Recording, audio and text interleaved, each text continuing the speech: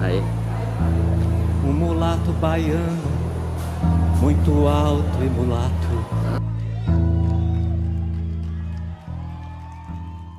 Mesmo o Brasil experimentando um processo de democracia, essa democracia era imperfeita, porque era uma democracia onde não podia ter partido comunista, que gente como Marighella não podia ser candidato, pelo menos candidato pelo Partido Comunista, ele tinha que se esconder em outro partido.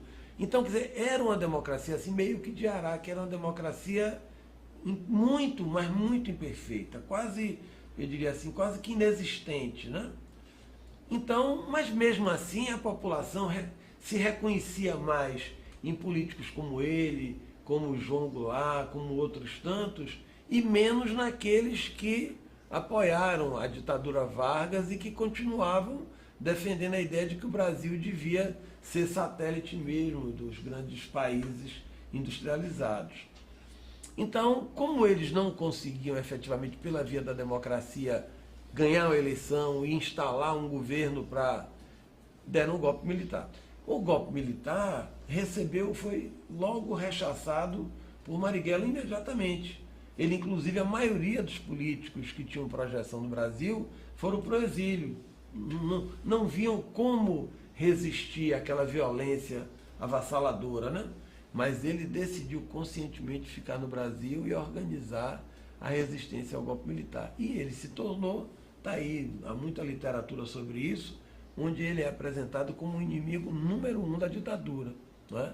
Foi essa decisão dele, primeiro, de ficar no Brasil, de organizar a resistência, que depois, que era uma resistência pacífica, né? Porque cobrava de que o governo aceitasse aquelas regras de democracia, de manter o parlamento funcionando, que garantisse aquelas prerrogativas do poder judiciário, que respeitasse a eleição direta para presidente, tá, essas coisas. Então, ele primeiro tentou, por esse caminho, convencer ali aquele grupo, inclusive os grupos que apoiaram o golpe, a não aceitar os militares porque eles estavam violando essa regra que eles haviam combinado, que seriam as regras daquele condomínio chamado Brasil ali. E aí, resultado, e depois ele vai, né, e diz, bom, diante disso tudo e diante de tanta repressão, de tanta morte, de tanta violência, então vamos organizar a luta armada também. E ele é o primeiro político no Brasil que diz, olha, mas nós não estamos diante de uma quartelada, não é uma coisa assim, militares insatisfeitos que tomaram pela força o poder. Isso é uma coisa orquestrada mesmo. Isso é um golpe fascista. Ele quer liquidar todo e qualquer tipo de oposição e é um golpe que veio para ficar até realizar todos os objetivos antinacionais, inclusive apoiados fortemente pelos países, sobretudo os Estados Unidos, né, pelos países industrializados. Então ele vira realmente o inimigo número 1 da ditadura.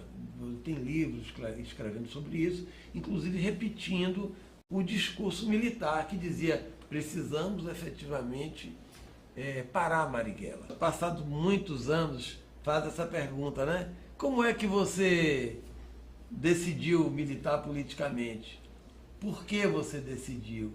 E ele diz, olha, em algum momento da minha vida, eu vi que eu não podia ser engenheiro num estado em que as crianças tinham que trabalhar para comer. Não tinha nenhuma, era muito melhor trabalhar para dar comida às crianças do que para ser um engenheiro, né? Então ali, naquele momento, ele decidiu, pela luta política, realizar os sonhos que ele tinha, que são esses que o notabilizaram, né? De ter sempre um cara intransigentemente voltado para a ideia de que o Brasil tinha que ter um desenvolvimento autônomo, com esse desenvolvimento e reafirmando a soberania que o país tinha, ele podia explorar adequadamente os recursos econômicos que o Brasil dispunha e que com esses recursos era possível tirar o Brasil da pobreza e da miséria e da comida, da escola, da educação às crianças, que ele achava que era uma coisa notável. Isso ele, o tempo todo da vida dele, ele realmente trabalhou por essas coisas, né? Então, pelo fato de ser filho de Marighella, de ter orgulho dele, era natural que eu despertasse assim para essas lutas, né? Mas eu posso garantir a vocês que não foi exatamente o fato, embora eu tivesse muito motivo, né? Porque eu ia a cada momento de minha vida tomando conhecimento de toda a perseguição que a nossa família sofreu, né? Mas eu era assim, da idade de vocês, eu tinha uma cabeça muito parecida com a de qualquer jovem de hoje. Eu queria liberdade, eu queria na escola ter liberdade na escola, de poder um pouco me afirmar, porque quando a gente é jovem, a gente sempre é uma voz assim um tanto quanto discordante também, né? Tem um elemento de rebeldia na juventude, né? E eu também, eu era igual, né? E eu, quando eu cheguei aqui na Bahia, fugido do golpe militar lá, né, no Rio de Janeiro, porque com a prisão de meu pai se tornou insustentável a minha continuidade lá no Rio de Janeiro. Então, quando eu chego aqui na Bahia, eu soube que o Colégio Central, colégio onde meu pai havia estudado, era o colégio assim da liberdade, era o colégio onde, por exemplo, você podia usar farda, assim, a calça azul, o sapato preto, mas a camisa, você não precisava, você tinha que ter o escudo da escola. Pois bem, e eu me matriculei porque eu achava assim lindo, porque os alunos do Central podiam dar uma escapulidazinha aí ao cinema e tal, e ninguém fiscalizava muito. E meu sonho era arranjar uma namorada lá do Central, tá entendendo?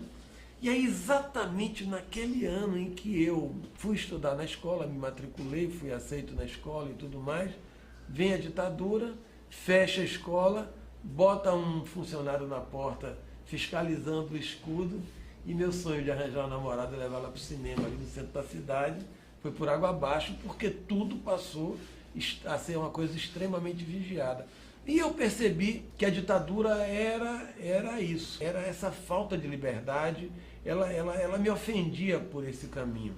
E eu posso garantir a vocês que pesou mais na minha decisão de ir para lutar contra a ditadura a percepção de que esse ambiente de tirania, de perseguição, era uma coisa que me ofendia muito mais do que até a perseguição histórica que nossa família tinha sofrido com isso. E isso é interessante porque eu sou de uma geração em que os jovens participaram ativamente da oposição à ditadura, né?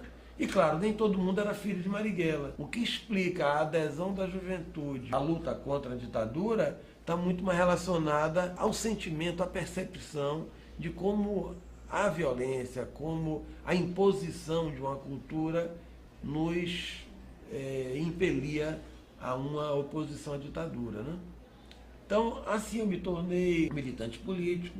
Eu inicialmente militei bastante no sindicato, depois eu fui evoluindo para coisas mais, outras lutas, né? Lutei muito para que a gente tivesse liberdades, enfim, e cheguei a ser preso. Eu fiquei preso.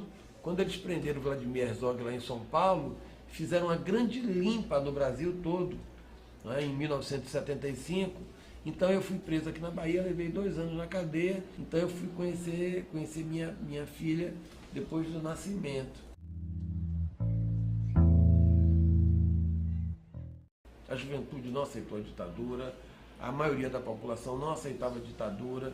Todo mundo percebeu logo que um regime sem eleição, com toda a pressão, e o modelo que eles queriam impor de economia, de sociedade para o brasileiro, não era o que a gente tinha na nossa cabeça, porque o Brasil daquele período, antecedente ao golpe, era o Brasil da liberdade, da música, da bossa nova, dos Beatles, até dos Rolling Stones, não é?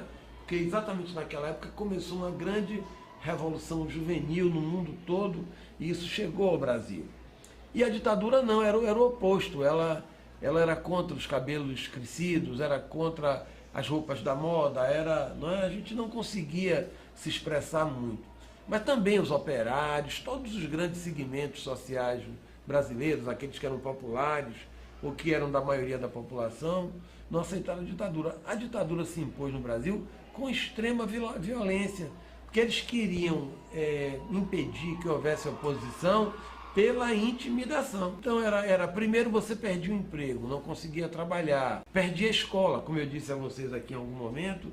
Houve uma época que era proibido, quem era militante político não podia estudar em escola pública. Eu fui expulso do Central. E essa violência, realmente, ela intimidou boa parte da população. Então, era uma luta desigual, né? Então era repressão, era tortura, era privação do emprego, era dificuldade de acesso à escola. Foi uma geração muito sofrida e é surpreendente que a gente tenha encontrado coragem e força para se contrapor à ditadura, porque era uma coisa assim totalmente desproporcional, né? E como eu disse, se torturava, eu fui torturado, eu fui espancado, eu tomei choques elétricos. Com meu pai foi igual, com milhares de pessoas. Nós temos agora uma comissão da verdade funcionando no Brasil todo, expondo assim claramente como é que isso era praticado. Era uma tortura praticada pelo Estado, não era uma coisa numa delegacia, alguém prende ali escondido, massacra um preso, não.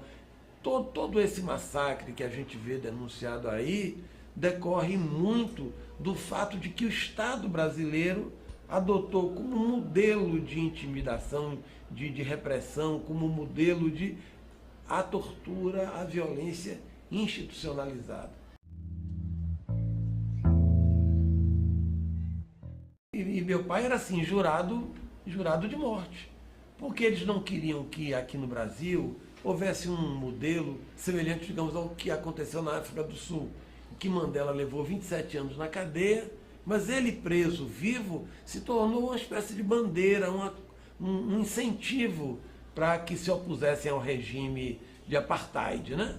Aqui no Brasil eles perceberam que isso não teria efeitos positivos e que o melhor era efetivamente liquidar fisicamente a oposição e gente que era muito simbólica, como era o caso de Marighella.